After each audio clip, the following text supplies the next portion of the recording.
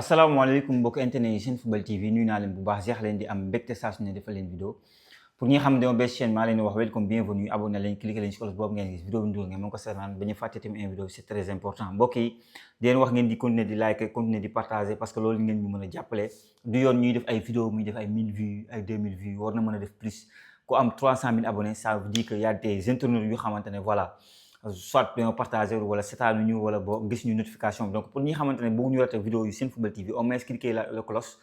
au moins ngeen di ma gis tout le temps quoi même si temps yi xam naa ne ñu bëri ñu ngi may suivre si yeneen plateforme moo xam SSP TV la moo xam TFM parce que TFM temps yi chaque samedi à partir de 16h ñu nag malal ñoo ngi fa chaque samedi déjà benn yoon lañ fa ñëw mu nangul ñu suñu xam-xam lu mu bëri mu tuuti mu bëri nee nañu franchement c'est pertinent donc loolu sant yàlla la mais tout ça là c'est à cause de vous donc ñun amuñu seen fay mais aussi il faut nous encourager gën ñu motiver si chaîne YouTube bi la parce que voilà chaîne YouTube bi am na doole yàgg na aussi mais faut quand même liker partager am na ñu koy def tout le temps di commentaire di dooleel chaîne bi et je vous remercie gars yi jamono bi Sénégal presque xam nañ ñaari possibilité la mën a am ñaari équipe la mën a dajal soit Belgique lay dajal soit Anglais lay dajal léegi ci kanam ci guddi nañu xam kan lay dajal mais man bon damay ñëw taxaw wax ci équipe nationale du Sénégal de manière générale après nos 3 matchs il faut faire le bilan lan la ñu war a améliorer lan moo baax ñu war si yokku lan mooy suñu ay défauts on va parler de tout ça si vidéo bi ñu toog waxtaanee ko yéen tamit si commentaire yi comme à chaque fois yéen a ngi may jàppale genn wàllu xam-xam comme yonent bi ni mu ko waxee mooy xamuma dara gars yi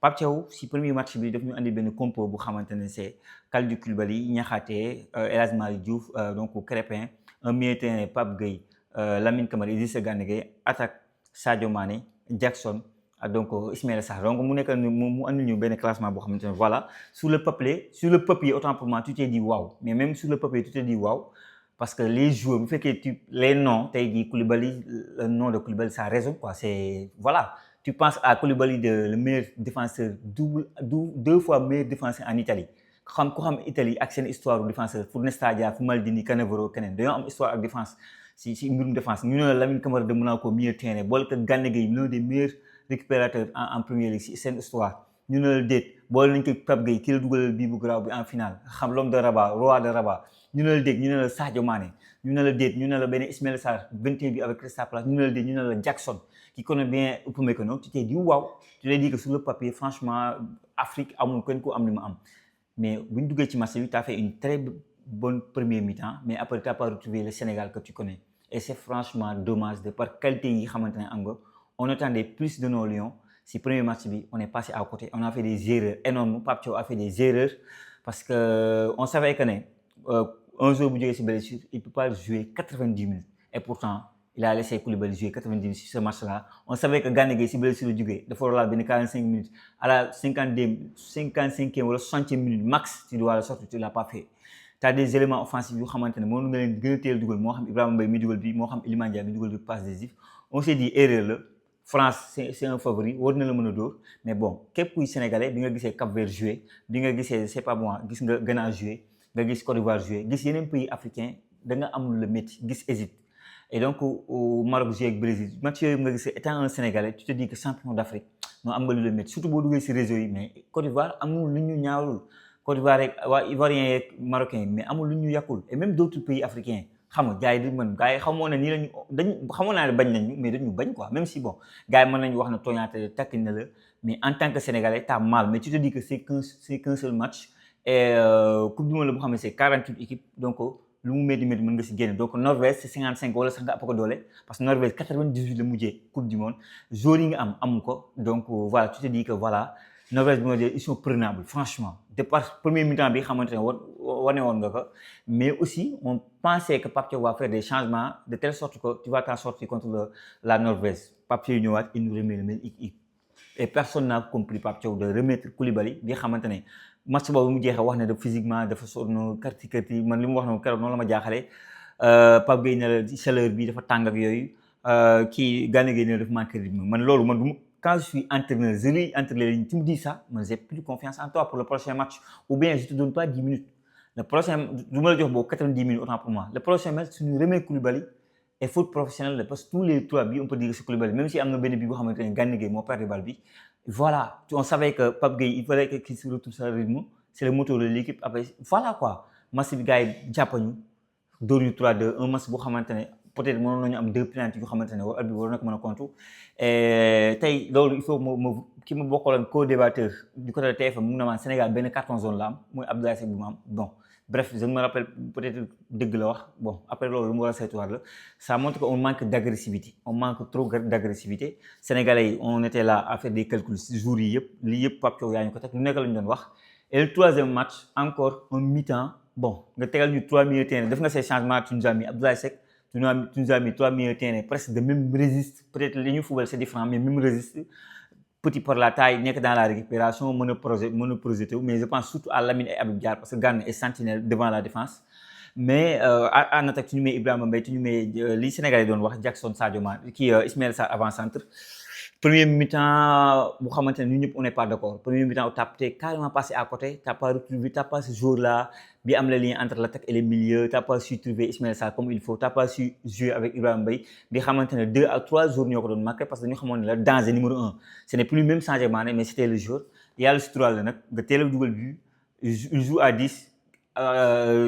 kii di joue à 10 la motivation tu veux que tu te sépares da ngay surpasser sa bopp maanaam je passe aux joueurs irakien ñoo gën a daw plus courir xamoon na ne deuxième mi-temps lañ leen massacrer deuxième mi-temps nag peut-être que Pape Thiaw andi na fa benn discours mais c'est surtout les changements qui ont porté match bi quoi le changement de Pape Gueye le changement de dugal Iliman Ndiaye le Ismaïla Sarr mu ne non franchement t'as complètement changé le match et Iliman Ndiaye a montré que le prochain match il doit être titulaire Pape Gueye moom n'en parlons même pas dafa yóbbu boppam fi mu nekkoon parce que Pape Gueye dafa nekk depuis la CAN je trouve que dafa nekkoon dans une autre dimension c'est le moteur de l'équipe bu paanee équipe nationale day paan souvent dañ naan défense li koy protéger mooy un bon milieu de terrain ça protège benn défense et ñun suñu défense bi milieu de terrain bi c'était perméable da ngay ñëw rek jaar xam nga donc fu la neex ngay dugg mais du moment que le milieu est compact entre Gana Gueye qui retrouve parce que Gana Gueye au fil de la compétition il retrouve son niveau il retrouve benn niveau bu acceptable à côté d'un Pape Gueye bu xamante dafa ñëw par le foot pour wane man maay kan bu leen ma fàtte et tout tu retrouves ce Pape Gueye là accompagné d'un Lamine Camara bu tane tant un milieu de terrain qui joue au football et voilà Pape Gueye te met 2 frappes yu nice Iliman Ndiaye met une frappe avec confiance te Iliman Ndiaye bu mer laa am Iliman Ndiaye bu bëgg a def laa am et voilà et Krépin Diatta il retrouve un niveau mais extraordinaire c'est le Krépin Diatta de la CAN xam nga maintenant tu as mis Jacobs mu nga bàyyi El Hadji Malick Diouf Jacobs il est bon défensivement il est pas limité techniquement parce que lu bëri ñu xamante ne ñii dañ koy fàtte souvent Jacobs par le passé Jacobs da daan jouer ailier gars yi il jouait ailier Jacobs maa ngi fàtte première vidéo bi ma def si moom yàgg na mu ngi si chaîne bi d'ailleurs c'était en vidéo français wolof sama copain moo wax français man moo wax wolof mais boo dégloo si sama vidéo boobu noonu moo nekkoon koñ ñu ngi koy wax équipe bi Cologne xaw ma Cologne waa si je me trompe pas c'est ça donc doon jouer ailier donc offensivement il est pas techniquement pas aussi technique offensivement que El Hadji Malick Diouf certes mais il est quand même technique gars il est quand même technique donc du coup il a fait un bon match même si c'est un match boo xam ne Jacobs mënoo ko woon sonal mais quand même il a su faire son match moom ak Krépin Diatta la défense pour man actuellement t'as joué 3 matchs man sama défense c'est Niakhaté Mamadou Sarr mais après 3 matchs t'as pas fait confiance à Mamadou Sarr peut-être que à l'entraînement comme que ñun nekkuñu fa peut-être li mu woon Pape Thion dalul xel et man bu fekkee woonu ko lu dal xeer pour man que ça soit Abdoulaye Seck que ça soit Antoine Mendy que ça soit Koulibaly qui me gën a rassuré c'est Pathé Ciss au niveau de l'axe Pathé Ciss au niveau de l'axe j'aime bien parce que à deuxième partie de saison avec Rayo Vallecano je trouve que sortie de balle c'est bien je trouve que techniquement ay relance c'est plutôt nice je trouve que il a la vision de jeu il joue vertical donc Pape Thiaw Pathé Ciss est très intéressant là bali kaw yi il est plutôt bon défensivement à 1 contre 1 pour nga tegg ka voilà lourul comme benn Abdoulaye Seck mais voilà il me refuse plus parce que du moment où que Pathé Ciss rentre à chaque fois comme défenseur et jusqu'à présent on n'a pas vu notre Mamadou Sarr il y a problème donc si tu n'es pas prêt à mettre un Mamadou Sarr man actuellement li ma gën a rassuré je vous dis tout de suite c'est plutôt Pathé Ciss accompagné de Niakhaté donc Niakhaté Pathé Ciss pour man loolu moo gën maintenant Sénégal leneen loo xamante dañ ko war a wax mooy que football ça ne dure pas 45 minutes 45 minutes du football contre France t'as fait 45 minutes contre Irak t'as fait 45 minutes deuxième mi-temps bi quoi alors qu'un match de football dure 90 minutes faut être bon 90 minutes si tu n'es pas bon 90 minutes franchement c'est difficile de gagner un match là actuellement li ñuy wax jamono bii mooy soit c'est la Belgique soit c'est anglais yi fii ak ci kanam ci guddi nañ xam ka la ñuy de toute façon naa si defaat vidéo soit c'est les deux équipes yi xamante ne ñoom nga mën a jàmmaar lool mais mon frère comme que ñoom ñaar ñooñu nga mën a jàmmaar lool Belgique peut-être ils sont beaucoup plus prenables que les Anglais Belgique mais c'est deux matchs difficiles actuellement c'est beneen compétition nga dugg compétition à élimination directe la maanaam dañ lay gagné nga toog y a pas de possibilité de deuxième chance après 2 défaites xam nga coupe du monde bi bu fekkoon du 48 équipes amul 16e de finale t'es éliminé après 2 défaites mon frère t'es éliminé maintenant que coupe du monde c'est 48 équipes il y a des meilleurs troisièmes si tu gagnes ton troisième match xam nga ak benn score bu fleuve comme li ñu def t'es qualifié et on a su le faire on a su mettre 5 buts et là où Sénégal par le passé pour man problème la woon mooy ay frappe de loin loolu lu ma yàgg kaas Sénégal pourquoi duñu dem jéeg saa di tirer frappe de loin parce qu'on a des joueurs boo gisee benn équipe boo xam ne dafa regroupé comme bëgg a jouer un bloc bas mais des frappes de loin c'est bien maintenant individuellement parlant il faut que ñu wax sur quelques jours un joueur comme Sadio Mané ne doit plus jouer 90 minutes démb maa ngi saa match Salah xam nga dafa blessé wala dara mais c'est à la 52e minute dañ ko génn Salah électron libre lañ ko def parce que il peut plus répéter les efforts autant même si Kala war la passé doon woon marqué mais il peut plus faire lenn li âge bi moo tax Cristiano Ronaldo ne fait plus ça mais si kenn dawatu fi kenn amul fi âge Sadio Mané di daw di dem ak ñëw mënta ne pourquoi Pape Diop mu laisse Sadio Mané 90 minutes si t'as un joueur qui est nekk gën ko nekk xale jamono bi gën ko puissant gën ko gaaw gën ko vivace di Assane Diao mais t'as ce jour là tu le mets sur le banc Pape Diop là c'est à élimination man pour man waroo rus ñu ko Sadio Mané ba lor sa bopp Sadio Mané ne doit plus jouer 90 minutes Sadio Mané c'est vrai c'est notre meilleur joueur le plus beau meilleur joueur de l'histoire du football sénégalais on est d'accord 2 fois ballon d'or mondial jël Ligue des champions extraordinaire ren jii il te fait une saison de ouf il gagne le championnat saoudien boo xamee Al Hilal lu ñu investir ci xaalis Al Ahly lu ñu investir Etihad il a réussi avec Ronaldo comment gagner un championnat jouer presque tous les matchs il a été bon Coupe d'Afrique le meilleur joueur sénégalais reste Sadio Mané mais faut dire la vérité depuis le début de la Coupe du Monde Sadio Mané n'apporte rien il est plutôt ba pare bëggatul ku ko passe profondeur mu daw Sadio Mané ay passam yëpp day bëgg ñu passe ci tànk bi Sadio Mané ne doit plus jouer 90 minutes loolu Pape Thiaw foog mu def ko dans sa tête bu jouer balaa 61 minutes tu le sors t'as des boys t'as Ibrahima Mbaye t'as Assane Diao t'as Iliman Ndiaye même si ñu ñëwaat mais il faut le sortir Sadio Mané ne doit plus jouer 90 minutes moo ko waxal boppam moom waxoon moo ne coupe du monde bi mooy dernier coupe du monde mais noppal ka mais c'est l'aider en le sortant mu économiser Sadio Mané ne peut plus faire ça nañu Pape Thiaw dimbali si loolu Sadio Mané ne doit plus jouer 90 minutes dans un match de football pourquoi Pape Thiaw insiste à nous mettre Sadio Mané 90 minutes il faut qu'il nous explique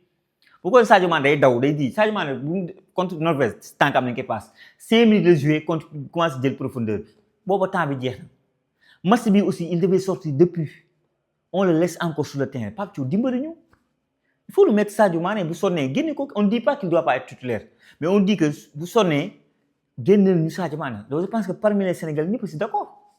pourquoi il nous met Sadio Mané mu war a jouer match temps bu bëri boobu loolu franchement on n'est pas d'accord maintenant Ismaïla Sarr avant-centre c'est très intéressant trop intéressant même le gars il a marqué 28 buts en club le gars en équipe nationale du Sénégal dans ce positionnement là si benn xaaju match positionnement boobu il te claque 2 buts ce match là mu dugal le but par le passé contre Pérou tu l'as mis avant-centre à un moment donné il te met un but mais c'est notre avant-centre retrouvé et da nga koy noppal quoi da nga koy mën a day jël la profondeur il est lucide devant les buts il te marque les buts que tu attends bii bi mu dugal passe li ma nees bii bi peut-être que ñëpp facilité bi lañu gis mais c'est un vrai but d'attaquant un vrai but à la Inzaghi topp action bi topp ñu yóotee nga teg sa tànk arraché bal bi donc Ismaïla Sarr comme attaquant man ça commence franchement à me plaire beaucoup et pour man Jackson a perdu sa place de titulaire j'étais là à dire Jackson yow yaa fi ne et tout mais Jackson peut-être am na créativité il décroche souvent dama leen wax ne man Jackson il me fait penser à un Bergkamp il me fait penser à un Berbatov il me fait penser à un Karim Benzema récemment des joueurs qui décrochent qui sont capables de jouer avec les ailiers mais force de constater Jackson n'est pas buteur Jackson a des bons attaquants a des bons ballons par souvent mais da koy raté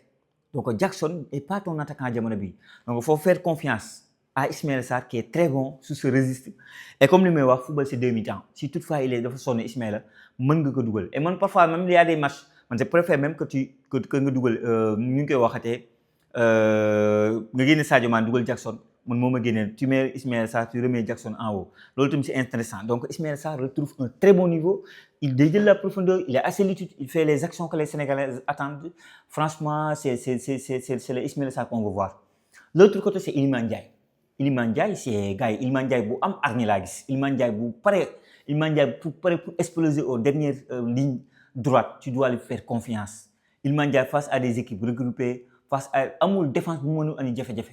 et que ça soit les Anglais Iliman Ndiaye va les faire très très mal que ça soit les Belges Iliman Ndiaye va les faire très mal ñaari équipe yi Iliman Ndiaye peut les faire déjouer c'est quelqu'un bu xamante ne day déséquilibrer défense parce que il a cette créativité de faire des dribbles de faire des passes très résistant Iliman Ndiaye il me rappelle un peu Aguero à un moment donné gàtt nañ mais bu ñu la tegee seen kii c'est pas toujours facile de prendre le balle bi seen i tànk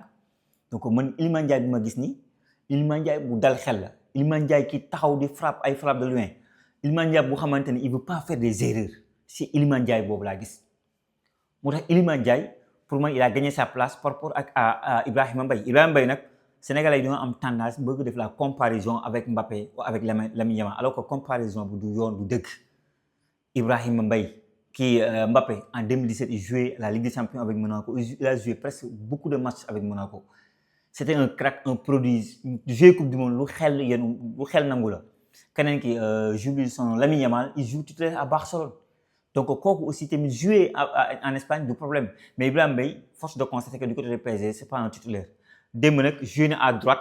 même si man je le préfère à gauche mais entraînement yi mu fi def équipe nationale du Sénégal yu bëri c'est à droite et il a plutôt été intéressant man j'étais le premier damay nangu à admettre que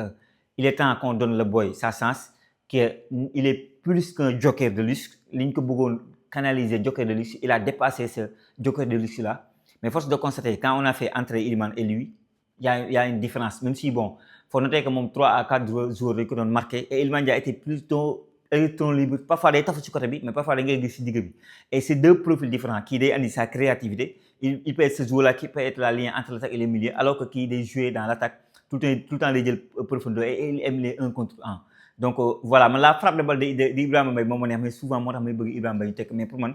entre Iliman et Ibrahima Iliman a plutôt jël na place am et le grand perdant retrouve c'est l'attaquant Jackson bi nga xamante ne il était titulaire xam nga donc indiscutable parce que le trio Ismaïla Jackson Sadio Mané la waroon doon mais Iliman Ndiaye a montré qu'il n'est plus un joueur de banc voilà gars yi le milieu de terrain on a Gana Gueye qui retrouve son niveau Gana Gueye bi xamante ne buy monter en puissance la et c'est un Gana Gueye très intéressant pour la suite de la compétition et bi passé toog nañu contre Anglais mais ce jour-là Gana Gueye nous a beaucoup manqué Gana Gueye peut alterner